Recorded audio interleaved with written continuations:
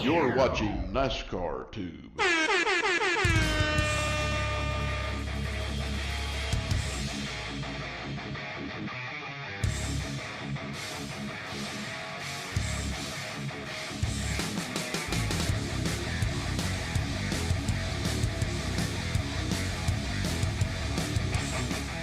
And now, your host, Evan Jones. What is going on, you guys? NASCAR EJ coming to you once again from the NASCAR Tube. And today we're going to talk about the Coca-Cola 600. And this race to me seemed like it was more of a redemption race more than anything. We had Carl Edwards actually get his first win of the season, come a lot later than what we expected. Greg Biffle had a really big turnaround, as we could say. I mean, this whole Charlotte Weeks has been more of a redemption race, really for this whole season for the most part. So first, let's look at your highlights for the Coke 600. Boogity, boogity, boogity! Let's go racing for our military drivers! Matt Kenseth led the field to the green flag on Sunday evening after grabbing his second Coors Light Pole Award of the 2015 season. And it was Kenseth who quickly broke out to an early lead, battling with teammate Carl Edwards. Here comes his teammate, Carl Edwards. I believe they did touch. I believe there was a little contact between the 19 and the 20. On lap 25, during a competition caution, Brad Keselowski ran into trouble when his team suffered a penalty for losing control of the gas can as the 2 machine was exiting the pit stall. Keselowski would recover. The race was back underway and multiple drivers fought their way into the top spot. Kevin Harvick was able to secure the lead from Denny Hamlin on lap 64 and run away from the pack. On lap 90, last year's Coca-Cola 600 winner Jimmie Johnson lost control of his race car in turn 4, sending the 48 car spinning, but the 6-time Sprint Cup Series champion was able to avoid the wall and others. Focus on right now and we'll fix it. Track will come to us, it's not going to change. Just not give up. As the track transitioned from day to night, new contenders were able to work their way to the front. Martin Truex Jr. found the lead, and suddenly other drivers were desperately trying to catch the 78 car. On lap 274, after rebounding from his prior incident, it was deja vu for Jimmie Johnson when he went for a spin in the exact same spot as he did earlier, only this time the 48 car found the inside retaining wall, ending Johnson's night. 8 laps later, Ryan Blaney blew an engine while running in the top 15, putting an end to the 21 car's chances of a good finish. Dadgum, and the kid was having an amazing run. Meanwhile, Truex Jr. continued to dominate the competition, but Kyle Busch, who was making his return to Sprint Cup Series points racing after suffering a leg injury in February, worked his way into the second position and was trying to run down Martin Truex Jr. With 72 laps to go, Michael Annett spun down the backstretch, and the leaders all came down pit road. Denny Hamlin won the race off the pit road, and when the race went green, the 11 car held off all contenders, including Truex. But the caution was quick to wave when Ricky Stenhouse Jr. ran into the wall. The field would reset once more. Hamlin was fast to break away as he would dominate the competition, but in fear of having a loose wheel, he was forced to bring his 11 car to pit road with 36 laps remaining, giving the lead back to Truex. But as laps were slowly winding down, Truex and several teams came to pit road for fuel, while others like Carl Edwards, Greg Biffle, and Dale Earnhardt Jr. attempted to stretch their fuel mileage for the win.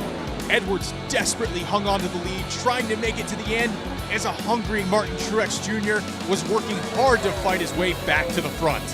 Truex could work his way back into the top 5, but would ultimately run out of time as Carl Edwards would grab his first victory of 2015.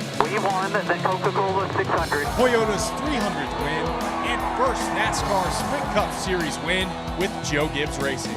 All that bad luck we've had got, I guess it got negated or equaled out by the good luck today. So Carl Edwards does win the Coca-Cola 600 for 600 grueling miles, 400 laps at Charlotte Motor Speedway. And I love these 2 weeks of racing, and especially the 600 weekend because it's such a big week for racing, period, in all forms. You got the Monaco Grand Prix, which was won by Nico Rosberg on Sunday morning. here. Then our old NASCAR buddy Juan Pablo Montoya with Team Penske wins the Indianapolis 500, and I was glad to see that. I was pulling for him when I was watching the race, but I didn't get a chance to watch the Grand Prix, but I did watch the Indy 500. Let me move that around a little bit. There we go. But and then Carl Edwards wins the Coca-Cola 600 Sunday night, and wow, what a race! What a race! The racing action was great, and like I said a while ago, it was a big redemption race to me, because I mean, you look at the top 10, Carl Edwards, or really just the top 5, Carl Edwards wins. He's not had the greatest season so far. Greg Biffle finishes second. Okay, that's a total wow factor. I mean, how bad they've ran. I don't know if he's even had a top 10 all season. Dale Earnhardt Jr. finishes third. That's no surprise. Matt Kenseth finishes fourth. That's really not a surprise. He did win the pole for the race. And Mark Truex Jr. finishes fifth. And at the same time, he was racing so hard to win that race Saturday night. And he's so close. Him and Cole Pearn are so close to winning to winning a race from that team. And wow, I don't know how they get all that speed. And I know they're last with Richard Childress Racing, but they get a lot of speed out of that car. And to be a team that comes out of Denver, I mean, their race cars are built in Denver. All their team decisions, their team headquarters, it's all in Denver, Colorado. So you're talking not even in the Charlotte NASCAR hub. You're not in the area to be doing this in this type of business. But they pull it off. And I'm telling you, and he's led 200-something laps already this season. This season, he's led that many laps. And he led 131 laps. He led 131 laps Sunday night, which was the most laps led during the whole race, behind Kurt Busch. Kurt Busch led 118. Don't see any more led laps much at all, but Carl led like the first 2 laps of the whole race, and then kind of fell back and ended up leading 25, and most of those were all at the end of the race anyway. But come down to smarts. Carl Edwards did not have the fastest car on that track, and we all knew it. And Darian Grubb on top of that pit box made the right call. And they were on the same pit cycle as Dale Earnhardt Jr. and Greg Ives. And Greg Ives played it well as well. But it ended up, it's just where Carl was in the right spot. The top 3 cars, Carl, Greg, and Dale Jr., all were running on that fuel mileage stretch. And I'm telling you, Joey Logano didn't have the greatest car. He didn't have the greatest car Sunday night either. He said that once the sun went down, everything changed. It went to worse. And we had a lot of drivers that we thought would do better, as of Kevin Harvick. I mean, Kevin Harvick he salvages a top 10 finish out of it. But for him, he was my pick to win this race. And I don't think it was a bad pick, to tell you the truth. I mean, I don't think I would have been the only one to go with that pick. But Kevin Harvick, he finishes 9th. And Jimmy Johnson wrecks and finishes way back in the pack, 41st, I think it was. And that's just totally mind-blowing that you would think that they actually had these many problems. But 600 miles. 600 miles is a lot of miles on a race car and on a race car driver. It's a lot of miles on a team. It's a long race. It's a really long race. And but man, it is so fun to watch. It is so fun to watch. And what I would like to see is, because this race is so long, this is going to sound crazy, but I think NASCAR needs to change it up a little bit. Just for this race. I don't know. You don't want to kind of change it out from tradition either, but at the same time, it would be cool to see them do something different. I mean, run it backwards. No, I'm joking. I wouldn't do that. Turn them all around and go backwards. But No, but seriously, I mean, 600 miles, you get to lap 200, and it's like, all right, we got to lap 200, we got to go on 200 more. So it's a lot of miles on the car, it's a lot of miles on the team, it's a lot of miles on the driver. And they all go in, they prepare for this race all year round. And they said, we got to make the 600, we got to finish it. And finishing the race is even an accomplishment, which does a whole lot better now that the cars are all, they hold up a lot better than they did back in the 80s and 90s. And back in that time during the World 600 back in the 80s and early 90s,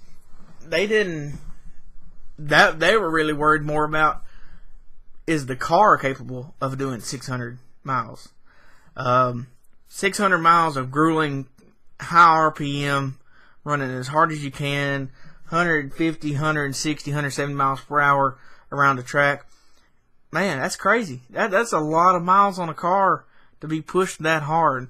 And they were asking, can the engine take it? Can the engine take this? Which now it's really not as big of a deal as it was back then. But really interesting to see Carl Edwards win this race, and really happy that he wins the race. To tell you the truth, I was scared that he wasn't going to get into the chase. And I like Carl because he's so classy. He's a classy guy, and you can just hear him in the post race interview in victory lane, and he's just such a sincere guy. And he keeps his life private. I suppose his wife's at the race and his children, but you don't see him. And the reason Carl does that, I'm sure, is because he doesn't want them exposed to that kind of stuff. And Carl keeps his life private. He keeps his life private. And it makes me think, going back to Talladega on that last lap crash that he was involved in, he said a few unchosen words on the radio. Maybe it was even just one word. But still, it was a profane word that was not appropriate. And at the end of the race, in post-race interviews on pit road, Carl explained, he says, my actions on the radio was not appropriate. And he says he was sorry out to all the fans, because, how many of us now have headsets or we go online and listen to the live scanners? We all do that. Well, not all of us, but a lot of us do. And, and that's not censored. You go online and listen on Race Buddy or whatever you have on NASCAR, even on scanners, you go to the race, you get the scanners. Those are not censored. So everything they say comes straight through live.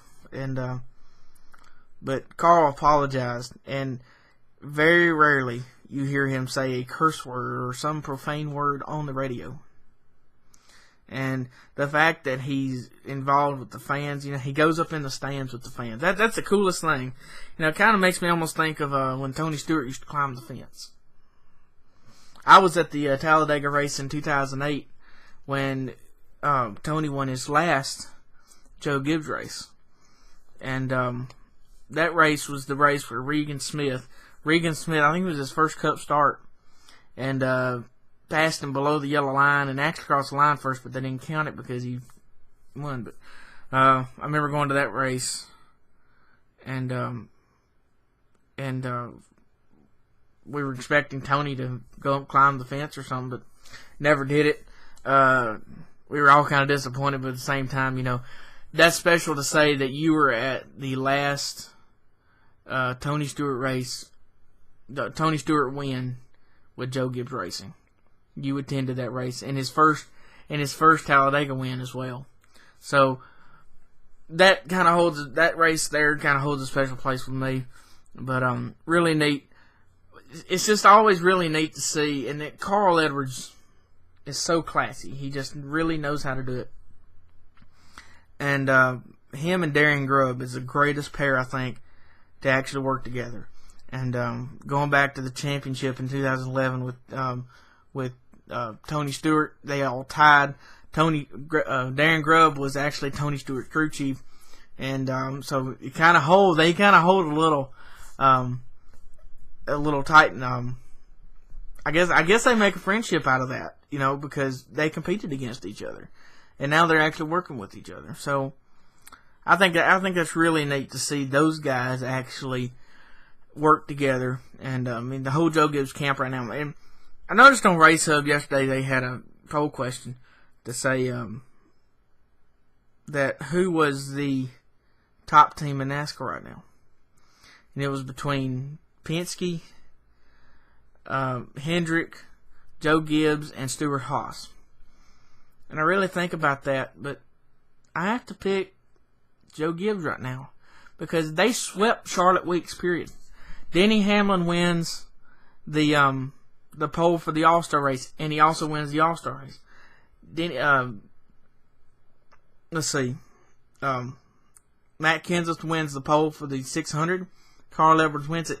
Kyle Busch, that was a victory for that team all over because Kyle Busch finished 600 miles early in the race where he says, "Tell Eric Jones up on the pit box that I'm doing just fine." Tell him I'm doing just fine. And they were joking around saying it was his bedtime, but Kyle finished 11th. 11th with having all those problems, and didn't lead any laps, but it was a good solid finish. He ran up front most of the all night, and he finished 11th, and I guarantee you he finished about 5th place. He had a 5th place car, and for the first time he's ever ran under a points race under the rules of this season and under the new Camry, that is talented, and he can get in any car and drive it just like Eric Jones. So, wow, what a race. What a race. And now we move on to Dover. And that's going to be an interesting race. But really excited to see Dover this week. And I tell you what, it's crazy to me to see that Dover, and if Jimmy Johnson wins another race at Dover, he will have won 10 races at Dover. And that is a record for any driver of any sport. I'm actually trying to pull some results up here for a second, so bear with me. But basically, it is unreal by how good Jimmy Johnson is there. And for my pick, I don't think I'm going to go with Jimmy Johnson, believe it or not. And I keep looking at stats here, and I just don't think that I can pick Jimmy Johnson to win this race. But who I think I am going to pick is I think I picked him last year to win, but I think I'm going to have second guesses, and I'm going to go with the winner of the FedEx 400 benefiting Autism Speaks will be Mark Truex Jr. If you recall, he won there. He won a cup race back a while back. But how good this guy's been, unreal. It is absolutely unreal. And actually, now I might pick 2 other drivers for honorable mention, just for honorable picks. Joey Logano and Kyle Busch. If those 3 picks don't win, I'm really going to be mad. Y'all going to hear a rant next week. Because unless Jimmy Johnson wins. Jimmy Johnson. The guy's good, but they're inconsistent. They're inconsistent right now, and they know they're behind.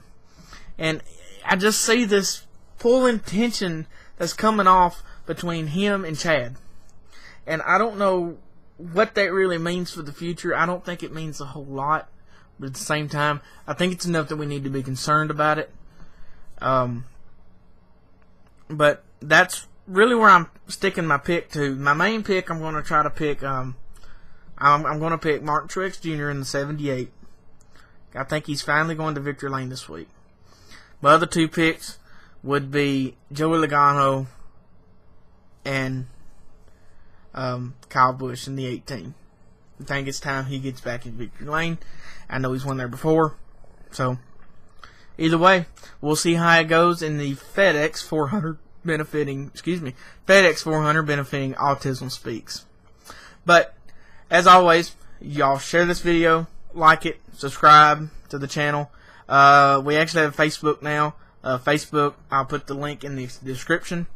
I know we still have the Twitter links down here in the corner, but I'm not going to put the Facebook link down there, but I will put it in the description.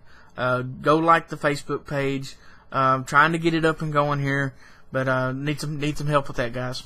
And as always, y'all have a nice day.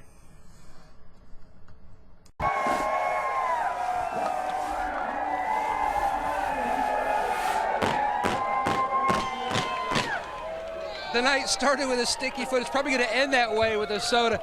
Describe the relief. You put so much pressure on yourself to finally win. You're the 8th different driver to win for Joe Gibbs. JGR is back, and these Toyotas are great. I was the slowest of the group tonight, and I just had the best guys on the pit box there and did a great job. Subway, I will be having a Coca-Cola with my sub sandwich this week, and guacamole on that.